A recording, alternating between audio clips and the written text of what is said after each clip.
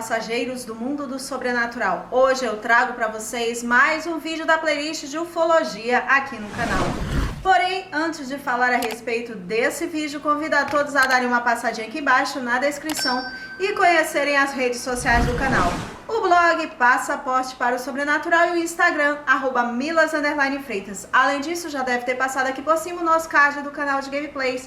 Ou seja, se você gosta de games, vá lá, se inscreva e participe das nossas lives e dos jogos gravados em estreia. Então, pessoal, conforme eu lhes falei, hoje lhes trago mais um vídeo da playlist de ufologia. No vídeo de hoje, traremos um acontecimento marcante para a ufologia brasileira, ocorrido na noite de 19 de maio de 1986, prolongando-se até a madrugada do dia 20 de maio de 1986. Uma noite em que foram registrados diversos objetos voadores não identificados no espaço aéreo brasileiro. Falo-lhes da Noite Oficial de OVNIs. Quer saber mais a respeito desses acontecimentos? Aguardem após a intro do canal. Até já!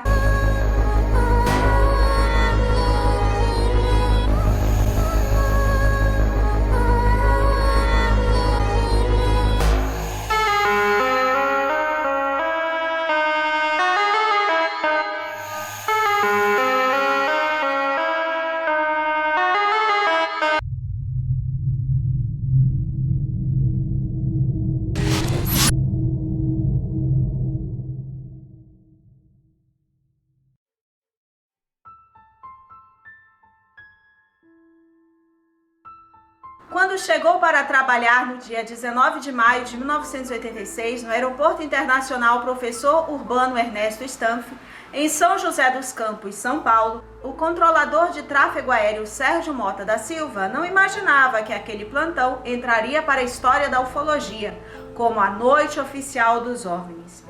Na noite daquela segunda-feira, 21 objetos voadores não identificados, alguns deles com até 100 metros de diâmetro, foram avistados por dezenas de testemunhas, civis e militares, em 4 estados: São Paulo, Rio de Janeiro, Minas Gerais e Goiás. Só no interior de São Paulo foram registrados avistamentos em Caçapava, Taubaté e Mogi das Cruzes, além de um avistamento coletivo em Guaratinguetá. O primeiro relato de avistamento teve início a partir das 18h30 por Sérgio Mota da Silva, operador na torre de controle do aeroporto de São José dos Campos, em São Paulo. Ele comunicou à patrulha observar uma luz sobre o setor noroeste do aeródromo. Tem alguma coisa aqui no setor noroeste de São José. Um farolzinho, pô, mas eu tô olhando bem. O bicho tá parado. Nem sobe, nem desce, não vai pra esquerda, nem pra direita, tá paradinho lá. Não, tô olhando, não é estrela não, é um farol. Não dá para distinguir nada. É só um foquinho de luz, esquisitinho, tá alto. Agora sumiu na bruma. Além disso, cerca de 20 OVNIs foram detectados pelos radares do Centro Integrado de Defesa Aérea e Controle de Tráfego Aéreo, o SINDACTA-1, com sede em Brasília. Considerando o surgimento desses objetos voadores não identificados, o chefe do Centro de Operações de Defesa Aérea, o CODA, Major Aviador Ney Antunes Cerqueira, ordenou 2 operações de interceptação por caças F-5E Tiger II e da Dassault Mirage 3, uma partindo da base aérea de Santa Cruz, no Rio de Janeiro, e outra da base aérea de Anápolis, em Goiás.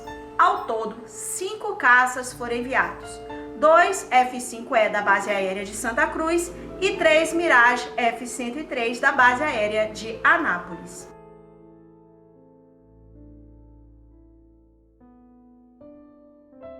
O primeiro caça, um F-5E, prefixo FAB 4848, decolou da base aérea de Santa Cruz, no Rio de Janeiro, às 22h34, pilotado pelo primeiro-tenente aviador Kleber Caldas Marinho.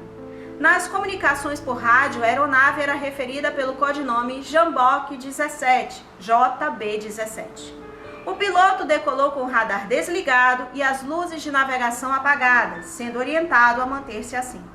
A velocidade constante de Mach 0.7, ou seja, 864,36 km por hora, ele foi guiado por um controlador de voo até São José dos Campos, onde havia ecorradares.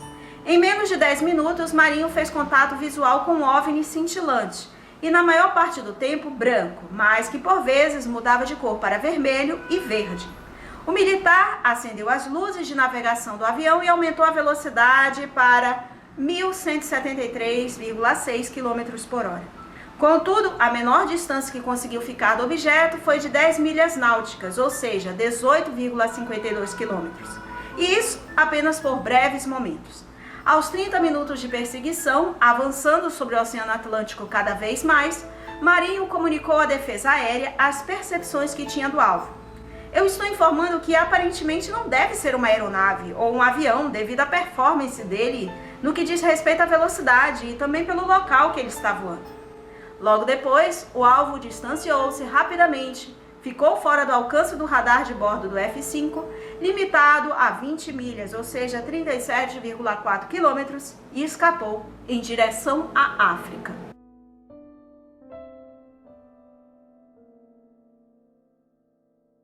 O segundo caça, o Mirage F-103, com prefixo FAB 4913, codinome Jaguar 116, JG-116, decolou da base aérea de Anápolis, em Goiás, às 22h48, pilotado pelo capitão aviador Armindo Souza Viriato de Freitas. Após as devidas transferências de controle, a aeronave foi vetorada para um ponto detectado pelo radar, que transmitia as informações ao comando e este as retransmitia ao piloto. Esse procedimento foi adotado em virtude de não estar sendo visualizado nenhum ecorradar nos equipamentos do comando. O piloto, após voar 7 minutos à velocidade subsônica, foi informado da detecção de um plot a 13 milhas náuticas, ou seja, 24,7 quilômetros à frente. O radar do avião também acusou o alvo. Viriato de Freitas apagou as luzes de navegação e tentou a aproximação, conseguindo ficar aos 18 minutos de voo a apenas 1 milha náutica, ou seja, 1,85 quilômetros do alvo, quando o ponto inexplicavelmente desapareceu da tela do radar de bordo. Orientado, Freitas realizou uma varredura de 360 graus na região e um novo plot apareceu no radar a 12,5 milhas, ou seja, 23,15 quilômetros de distância. Acelerando para 1.111,32 km por hora, o aviador conseguiu reduzir o distanciamento para 10 milhas, ou seja, 18,52 quilômetros. Por instantes, a separação entre o caça e o OVNI voltou a aumentar, mas logo diminuiu para 5 milhas náuticas, ou seja, 9,26 quilômetros. Quando o objeto acelerou bruscamente, ampliou em segundos a longura para 21 milhas náuticas, ou seja, 38,89 quilômetros, ficando dessa forma fora do alcance do radar do interceptador. O capitão ainda repetiu o feito de ficar apenas 1 milha náutica, ou seja, 1,85 quilômetros de outro OVNI, após acelerar e atingir a velocidade supersônica de 1.296,54 km por hora. Mas o objeto também acelerou e rapidamente desapareceu.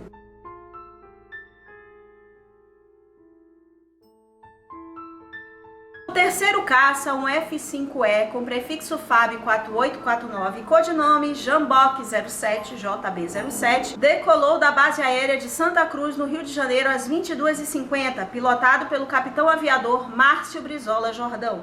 Nas comunicações por rádio, o controlador de voo identificou-se como Lince 45 e enviou Brizola Jordão para investigar uma série de plots registrados no radar.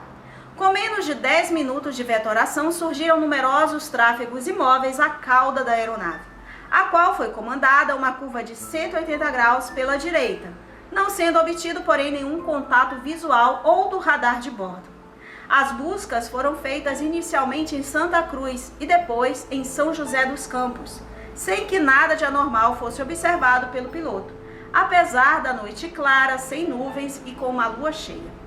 As detecções eram intermitentes e simplesmente desapareciam com a aproximação do caça ao local indicado.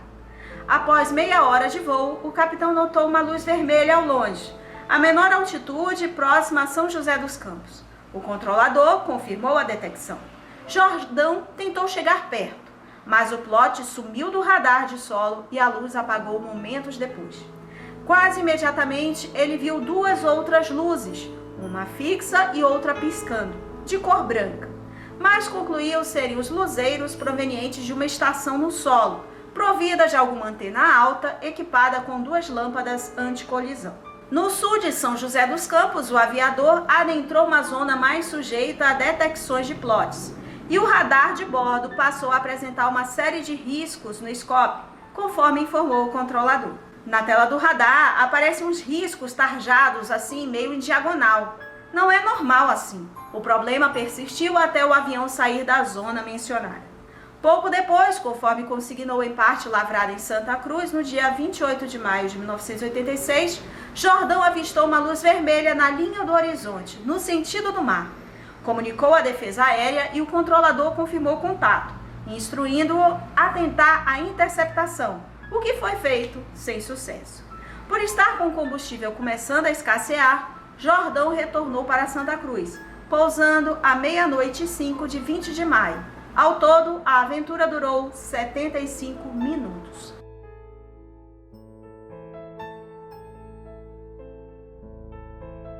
O quarto caça, o Mirage F-103, com codinome Jaguar 98, decolou da base aérea de Anápolis, em Goiás, às 23h17, pilotado pelo capitão aviador Rodolfo da Silva Souza.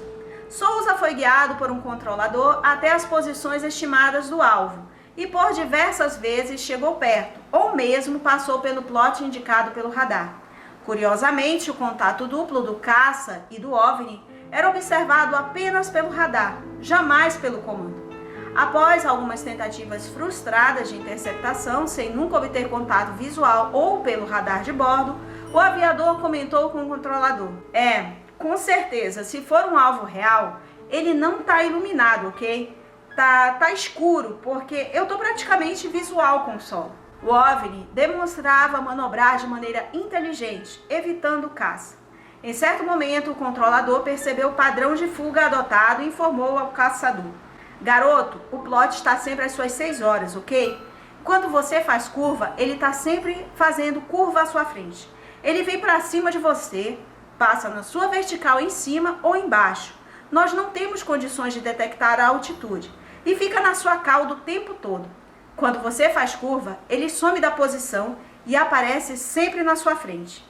Ciente disso, Souza apagou as luzes de navegação do avião. Mesmo assim, uma nova tentativa de interceptação não foi exitosa. O caçador recebeu instruções para o regresso. Após o pouso, ocorrido à 00:07, Rodolfo de Silva Souza perguntou aos mecânicos de pista se haviam visto ou ouvido qualquer coisa diferente de um F-103, sobrevoando a base de Anápolis ou as imediações. A resposta foi negativa. Da decolagem à aterrissagem, o voo durou 50 minutos. Das 23h17 de 19 de maio até a 00:07 de 20 de maio.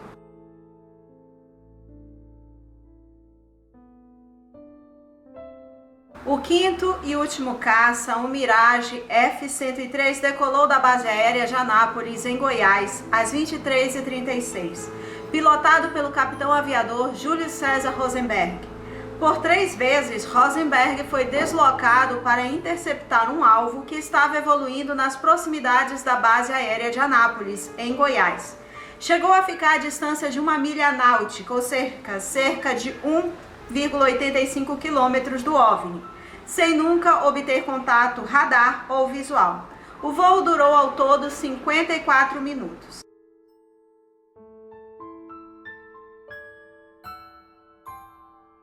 Além dessas tentativas de interceptações, 3 aeronaves comerciais relataram avistamentos naquela noite.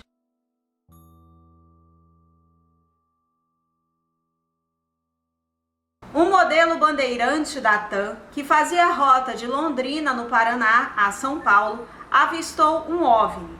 O piloto chegou a informar ao Centro de Controle de Área de Brasília que havia um artefato se aproximando dele, em aparente rota de colisão.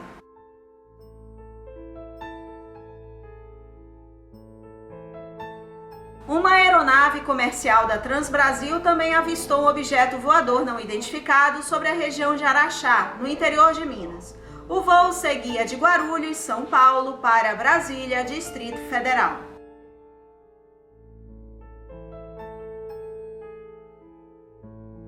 O terceiro e último avião comercial a avistar um OVNI foi um avião bimotor Xingu, prefixo PT-MBZ, que voltava de Brasília com destino a São José dos Campos, em São Paulo.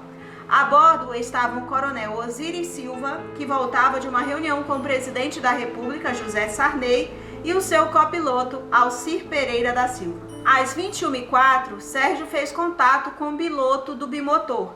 Perguntou se ele tinha avistado algo de esquisito no ar. Pelo radar, o controlador tinha detectado 3 objetos voadores não identificados sobre São José dos Campos. Quando avisou que tentaria fazer uma manobra de aproximação do alvo, descrito como ponto luminoso e bem enorme, Osiris ouviu de Alcir visivelmente apavorado. Todo mundo que tenta perseguir um negócio desses acaba desaparecendo, sabia?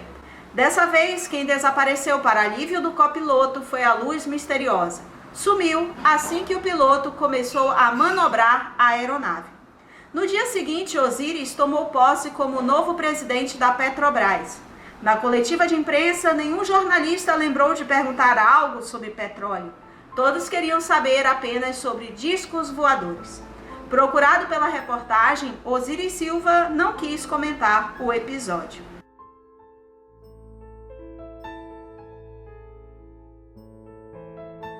Na noite oficial de OVNIs, quem estava de plantão naquela noite era o repórter fotográfico Adenir Brito. Por volta das 21 horas, ele atendeu uma ligação na redação do extinto Vale Paraibano. "Tem um disco voador sobre o jornal", disse uma voz masculina. Brito imaginou que fosse trote, mas na dúvida, ele e a repórter Yara de Carvalho resolveram investigar. No pátio do jornal, avistaram luzes multicoloridas que se movimentavam em todas as direções. Munido de uma Nikon com lente teleobjetiva de 500mm e filme ASA 6400, tirou algumas fotografias. Abre aspas, "Entre surpreso e emocionado, registrei aquele momento. Nunca mais avistei nada igual. Aquela aparição jamais será apagada da minha memória." Fecha aspas. Um mês depois, 2 oficiais do Centro Técnico Aeroespacial, CTA, acompanhados do ufólogo americano James J. Urtac, compareceram à redação e pediram ao editor-chefe os negativos das fotos. O material, explicou Urtac, seria analisado pela NASA, a Agência Espacial Norte-Americana. Os anos se passaram e o material nunca foi devolvido.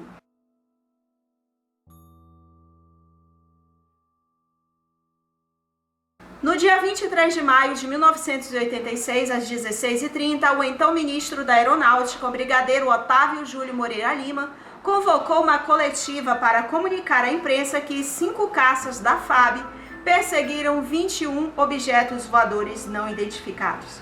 Abre aspas. "Não se trata de acreditar ou não, só podemos dar informações técnicas. As suposições são várias. Tecnicamente, diria aos senhores que não temos explicação." Fecha aspas, declarou à época. Ao fim da coletiva, que contou com a presença de 5 pilotos da FAB e dos controladores de voo que estavam de plantão naquela noite, o ministro da Aeronáutica declarou que o episódio seria apurado e que dentro de 30 dias divulgaria um dossiê completo, o que apenas ocorreu 23 anos depois.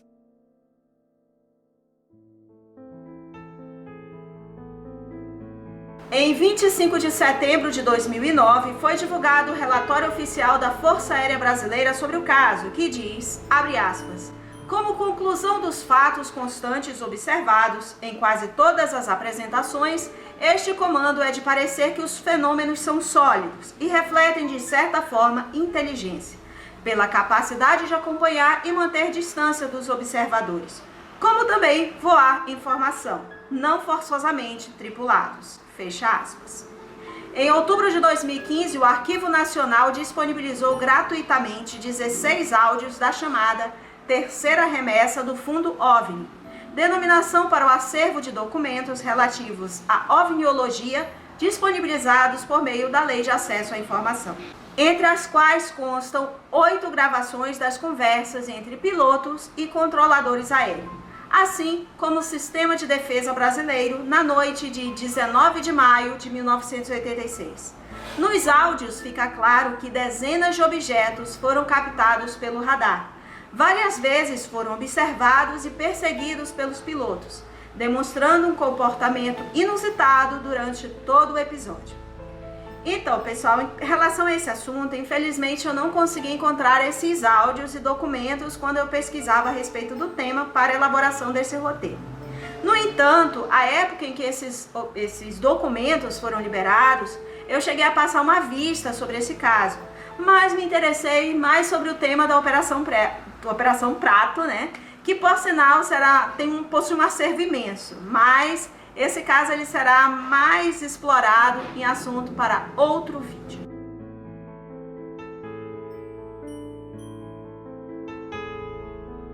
A noite oficial dos OVNIs foi noticiada no jornal Bandeirantes em maio de 1986, sendo uma das primeiras informações sobre o tema na TV brasileira. A Noite Oficial dos OVNIs é um dos mais importantes casos da ufologia mundial, sendo um dos casos com o maior número de testemunhas em todo o planeta. Esses objetos voadores não identificados, eles sobrevoavam instalações estratégicas para a defesa aérea brasileira, como o Instituto Nacional de Pesquisas Espaciais, o INPE, e o Centro Técnico Aeroespacial, CTA, em São José dos Campos, além da Academia de Força Aérea, AFA, em Pirassununga. Qual seria o interesse deles em sobrevoar exatamente esses lugares? Segundo o ufólogo Marco Antônio Petit, em entrevista com militares de alta patente, afirma que eles disseram que, abre aspas, no Brasil não se atirem UFOs porque não representam ameaça e não sabemos como eles reagiriam caso fossem atacados. Na noite oficial de OVNIs, os pilotos receberam a missão de interceptação não agressiva e foram orientados a acionar o modo rojão, ou seja, manobrar com as luzes de navegação apagadas e o sistema de armas ativado. Ao final, em nenhum momento os objetos tentaram atacar, mas acabaram brincando de gato e rato com os caças brasileiros. O acervo sobre OVNI é o segundo mais acessado do Arquivo Nacional. Só perde para os relatórios da ditadura militar. O material vai de 1952, quando 2 repórteres da extinta revista O Cruzeiro avistaram um OVNI sobrevoando a Barra da Tijuca, no Rio de Janeiro, até o ano de 2016, quando um piloto da FAB relatou um suposto avistamento.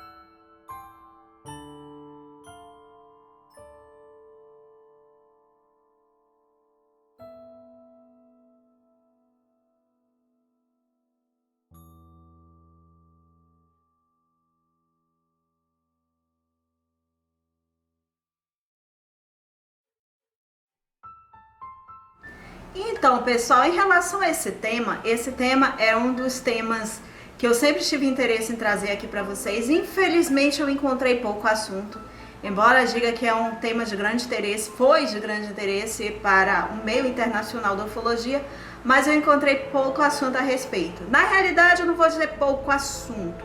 Vamos dizer, eu encontrei vários lugares, mas Ctrl+C, Ctrl+V, copia e cola, copia e cola, copia e cola. Em relação aos documentos, como eu falei durante o vídeo, a época que foram liberados eu encontrei esses documentos, eu cheguei a dar uma olhada. Mas, como eu falei, eu me aprofundei mais naqueles da Operação Prato, que era um assunto que eu estava lendo a respeito, então era um assunto que chamou mais a minha atenção, que tem inclusive fotos, mas eu não vou falar muito a respeito, porque isso daí será assunto de um outro vídeo. Mas existia realmente esse da Noite Oficial dos OVNIs, que a princípio eu pensava que tinha acontecido em outro país, né? Eu já tinha lido a respeito, isso deve ter acontecido nos Estados Unidos, mas não, isso aconteceu aqui no nosso país. E teve um avistamento por várias pessoas, inclusive, como eu falei, 5 caças perseguiram. Também teve avistamentos em aviões comerciais, inclusive por um ministro, né, que foi depois o presidente da Petrobras. Teve também por esse caso de uma televisão, não, acho que era um jornal, se eu não me engano era um jornal, e muitas pessoas também avistaram.